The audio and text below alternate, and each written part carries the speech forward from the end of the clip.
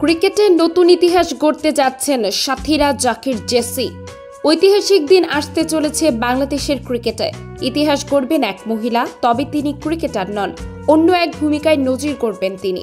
2 বছর আগে নজির গড়েছিলেন শরফুদ্দৌলা সৈকত। 2023 সালে ভারতের মাটিতে পুরুষদের একদিনের বিশ্বকাপে প্রথম বাংলাদেশি আম্পায়ার হিসেবে ম্যাচ পরিচালনার দায়িত্ব পেয়েছিলেন তিনি। এইবার সেই একই পথে সাথীরা জাকির জেসি বাংলাদেশের প্রথম মহিলা আম্পায়ার হিসেবে বিশ্বকাপে ম্যাচ পরিচালনার দায়িত্ব পেয়েছেন তিনি। চলতি বছর ভারতে মহিলাদের একদিনের বিশ্বকাপে ম্যাচ পরিচালনা করতে দেখা যাবে জেসিকে। আগামী 30 সেপ্টেম্বর থেকে শুরু মহিলাদের একদিনের বিশ্বকাপ। ভারত আয়োজক দেশ হলেও পাকিস্তান তাদের সব ম্যাচ খেলবে শ্রীলঙ্কায়। এই প্রতিযোগিতায় ম্যাচ পরিচালনা করবেন জেসি। আগে অনূর্ধ্ব-19 এশিয়া কাপ, অনূর্ধ্ব-19 টি-20 বিশ্বকাপ, মহিলাদের একদিনের বিশ্বকাপের যোগ্যতা অর্জন পর্বে দায়িত্ব পেয়েছেন তিনি।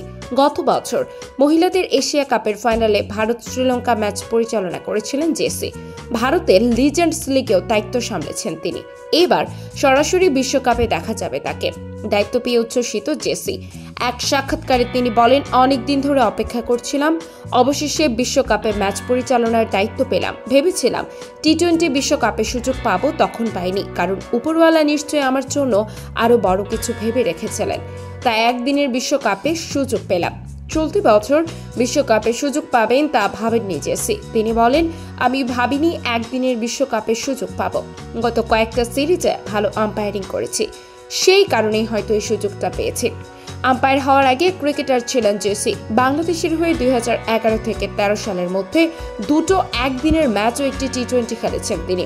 আন্তর্জাতিক ক্যারিয়ার ছোট হলেও লিস্টে ক্রিকেট অনেকদিন খেলেছেন তিনি। 2022 সাল থেকে আম্পায়ারের দায়িত্ব সামলেছেন 34 বছর বয়সী সাথীরা জাকির জেসি।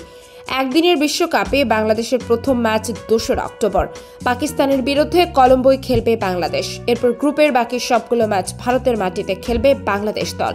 26 অক্টোবর ভারতের বিরুদ্ধে মাঠে নামবে বাংলাদেশ টিম।